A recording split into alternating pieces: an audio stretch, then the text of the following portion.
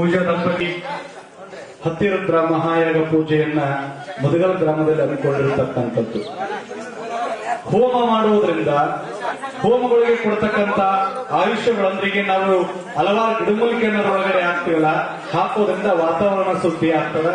ದೀರ್ಘಕಾಲಿಕವಾಗಿರ್ತಕ್ಕಂಥ ರೋಗಗಳು, asthma, cancer ಅಂತ ರೋಗಗಳು ಸಹಿತ ಈ ಹೋಮದಿಂದ ಪರಿಹಾರ ಆಗ್ತದೆ. ಬನಿಯನ್ನು ಬಿಚ್ಚಿದ್ರೆ ಯಾಕೆ ಹೇಳ್ತಾ ಇದೀವಿ ಅಂದ್ರೆ, ಬನಿಯನ್ನ ಬಿಚ್ಚಬೇಕು.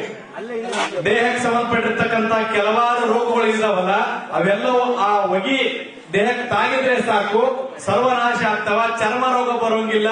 ಮತ್ತು ಹಲವಾರು ರೋಗಗಳು ಸಹಿತ ಈ ಹೋಮದ ಹೊಗೆಯನ್ನು ಸೇವನೆ ಮಾಡೋದ್ರಿಂದ ನಿವಾರಣೆ ಆಗ್ತದ. ಯಾರಾದ್ರೂ ಬನೀನ್ ಹಾಕಿದ್ರೆ ಬನೀನನ್ನ ಬಿಚ್ಚಿ ಹೋಮವನ್ನು ಕುತ್ಕೋಬೇಕು.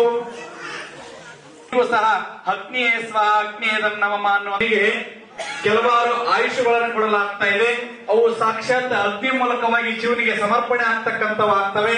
ಆ ಶಿವ ಸಮರ್ಪಣೆ ಮಾಡಿಕೊಂಡು ಚರಾಚರ ವಸ್ತುಗಳಲ್ಲಿ ಚೈತನ್ಯ, ಸುನಾಮಿಗಳು ಮತ್ತ ಪ್ರಕೃತಿ ವಿಕೋಪಗಳೆಲ್ಲವೂ ಸಹ ನಿವಾರಣೆ ಆಗ್ಬೇಕಾದ್ರೆ, ಭೂಮಂಡಲ ಶುದ್ಧ ಆಗ್ಬೇಕಾದ್ರೆ, ಮತ್ತ ಓಜನ್ ಪದರಂತ ಮೇಲ್ಗಡೆ ಬರ್ತದಲ್ಲ, ಅದು ಅಲ್ಲಲ್ಲಿ ಹರಡಿರ್ತಕ್ಕಂಥದ್ದು ಒಂದಾಗ್ಬೇಕಾಗಿತ್ತು ಅಂದ್ರ ಈ ಗಿಡಮೂಲಿಕೆಗಳಿಂದ ಒಂದಲ್ಲ ಎರಡಲ್ಲ 108ಕ್ಕೂ ಹೆಚ್ಚು ಗಿಡಮೂಲಿಕೆಗಳು ನಿಮ್ಮ ಹತ್ರ ಇದಾವ. ಅವನ್ನೆಲ್ಲವನ್ನ ಹೋಮದೊಳಗಡೆ ಹಾಕಿ ಮಾಡುವುದರಿಂದ ಆಯುಷ್ಯ ವೃದ್ಧಿ ಆಗ್ತದ. ಮತ್ತ ಕೆಲವೊಬ್ಬರಿಗೆ ಅಪಮೃತ್ಯುಗಳು ಅಂದ್ರ ಅಂತವು ಸಹಿತ ಹೋಮಗಳಿಂದ ವಿಮುಕ್ತರಾಗ್ತಕ್ಕಂಥದ್ದಾಗ್ತದ. ಇನ್ನ ನೀವು ರಾಮಾಯಣವನ್ನ ಕೇಳಿದಿರಿ. ದಶರಥನಿಗೆ ಸಂತಾನ ಭಾಗ್ಯಕ್ಕೋಸ್ಕರವಾಗಿ ಹೋಮ ಮಾಡಿದ್ರು ಸಹಿತ ಅದು ಪ್ರಾಪ್ತಿ ಆಗ್ತಕ್ಕಂಥದ್ದು. ಅದು ಪುರಾಣ ಇತಿಹಾಸದಲ್ಲಿ ಉಲ್ಲೇಖವಾಗಿರ್ತಕ್ಕಂಥದ್ದು. ಶ್ರೀರಾಮಚಂದ್ರ ಸಹಿತ ಆ ಪುತ್ರ ಕಾಮೇಷ್ಟಿ ಯಾಗದಿಂದನೇ ಉದ್ಭವ ಆಗಿರ್ತಕ್ಕಂಥದ್ದು ನಮಗೆಲ್ಲ ನಿದರ್ಶನ. ಇನ್ನ ವಿಶೇಷವಾಗಿ ಹೋಮದಿಂದ ಮಹಾಭಾರತ ಕಾಲದೊಳಗಡೆ ಪಾಂಡವರು ಹಸ್ತಿನಾಪುರಕ್ಕೆ ಬರಬೇಕಾದ್ರೆ ಹೋಮವನ್ನ ಮಾಡಿ ಶತ್ರುಗಳ ನಾಶ ಆಗಬೇಕು, ನಮಗಿರ್ತಕ್ಕಂಥ ಶತ್ರುಗಳು ಸಂಪೂರ್ಣವಾಗಿ ಪರಿಹಾರ ಆಗಿ ನಾವು ಸದಾಕಾಲ ಧರ್ಮದಿಂದ, ಧರ್ಮ ಕಾರ್ಯದಿಂದ ನಮ್ಮ ರಾಜ್ಯಭಾರವನ್ನ ಮಾಡಬೇಕಾಗಿತ್ತು ಅಂದ್ರೆ ಲೋಕ ಕಲ್ಯಾಣಾರ್ಥವಾಗಿ ಅವರು ಸಹ ಅತಿರುದ್ರ ಮಹಾಯಾಗವನ್ನ ಮಾಡಿ ಹಸ್ತಿನಾಪುರವನ್ನ ಪ್ರವೇಶ ಮಾಡಿದ್ರು.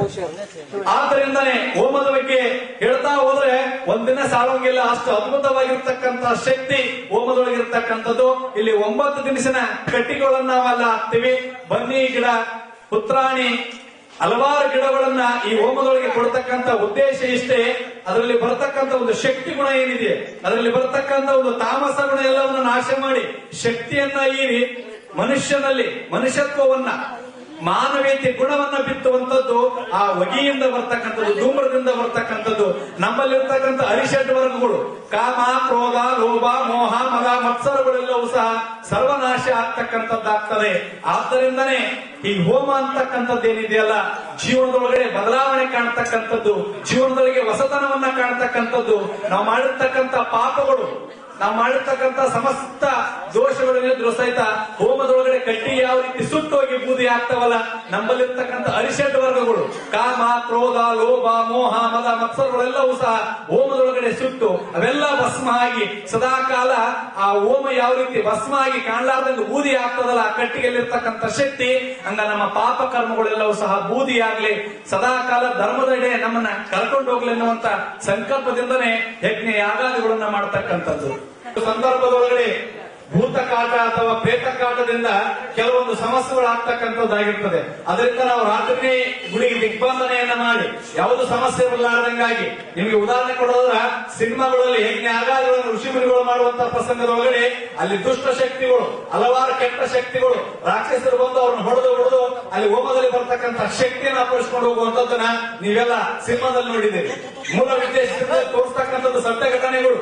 ನಾವಿಲ್ಲಿ ಮಾಡತಕ್ಕಂಥ ಪುಣ್ಯಪ್ರದ ಈ ಗ್ರಾಮ, ಈ ಲೋಕ, ಈ ಜಗತ್ತು, ಈ ಭೂಮಿ ಸಮೃದ್ಧಿಯಾಗಿರಲಿ, ಸದಾಕಾಲ ಎಲ್ಲರ ಮನಸ್ಸಲ್ಲಿ ಧರ್ಮದ ಕಾರ್ಯಗಳಾಗಲಿ ಅಂತ ತಿಳ್ಕೊಂಡು ಲೋಕ ಕಲ್ಯಾಣಾರ್ಥವಾಗಿ, ವಿಶ್ವ ಶಾಂತ್ಯಾರ್ಥವಾಗಿ ಸಮಸ್ತ ಮನುಕುಲ ಹೊರತುಪಡಿಸಿ 84 ಲಕ್ಷ ಜೀವರಾಶಿಗಳಿಗೂ ಸಹಿತ ಒಳ್ಳೆಯದಾಗಲಿ ಅನ್ನುವಂಥ ಸತ್ಸಂಕಲ್ಪದಿಂದ ಹೋಮ ಮಾಡತಕ್ಕಂಥದ್ದು.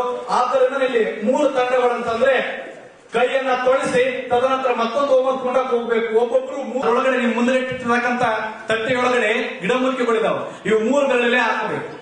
ಇವು 3 ಬೆರಳು, ಇದಕ್ಕೆ ಮೃಗಿ ಮುದ್ರೆ ಅಂತ ಕರೀತಾರೆ. ಇವು 3 ಬೆರಳಲ್ಲಿ ಹಾಕಬೇಕು. ಮತ್ತೆ ಇರ್ಲಿಲ್ಲಪ್ಪ 3 ಬೆರಳು ಕೆಲವೊಬ್ಬರಿಗೆ ಇಟ್ಕೊಳಕ್ಕಾಗಂದ್ರೆ 5 ಬೆರಳಲ್ಲಿ ಸಹಿತ ಹಾಕಬಹುದು. 5 ಬೆರಳಲ್ಲಿ ಒಟ್ಟಿಗೆ ಹಾಕಬಹುದು. ಮತ್ತೆ ಎಷ್ಟು ತಗೊಂತ್ರಿ ಅದರಲ್ಲಿ ಎಷ್ಟು ಕೈ ತಗೊಂತ್ರಿ ಅಷ್ಟು ಹಾಕ್ಬೇಕು. ಅರ್ಧ ಹಾಕಿ ಅರ್ಧ ಇಟ್ಕೋಬಾರ್ದು. ಅದರ ಅರ್ಥ ತಗೊಳ್ಳದೆ ಸಸಲ್ ತಗೊಳ್ರಿ. ಯಾಕಂದ್ರೆ 1600 ಮಂತ್ರಗಳು ಬರೋದ್ರಿಂದ ಅಷ್ಟಕ್ಕೂ ಆಗಬೇಕು ಅನ್ನೋ ಸಮಿತಿಗಳಿದಾವ. ಕರೆ ಆಗ್ತಕ್ಕಂಥ ಪ್ರಸಂಗದೊಳಗಡೆ ಸ್ವಲ್ಪ ತಗೊಂಡು ಹಾಕ್ರಿ. ಇವು ಮೃಗಿ ಮುದ್ರೆ ಅಂತ ಕರೀತಾರ. ಇವು 3 ಮುದ್ರೆ, ಇಲ್ಲಾಂದ್ರೆ 5 ಮುದ್ರೆಗಳಿಂದ, ಪಂಚಮುದ್ರೆಗಳಿಂದ ಸಹಿತ ನೀವು ಹೋಮಕ್ಕೆ ಆಯುಷ್ಯವನ್ನ ಕೊಡಬಹುದು. ಅಲ್ಲಿ ನಮ್ಮ ಸ್ವಾಮಿಗಳು ಸ್ವಾಹ ಅಂದ್ರೆ ತುಪ್ಪವನ್ನ ಹಾಕ್ತಾರ. ಆ ತುಪ್ಪ ಹಾಕುವಂತ ಪ್ರಸಂಗದಲ್ಲೇ ಹಾಕಬೇಕು. ಅದಕ್ಕಿಂತ ಮೊದಲ ಅಥವಾ ಹಿಂದ್ಗಡೆ ಹಾಕಿದ್ರೆ ದೇವತೆಗಳಿಗೆ ಸಲ್ಲೋಂಗಿಲ್ಲ.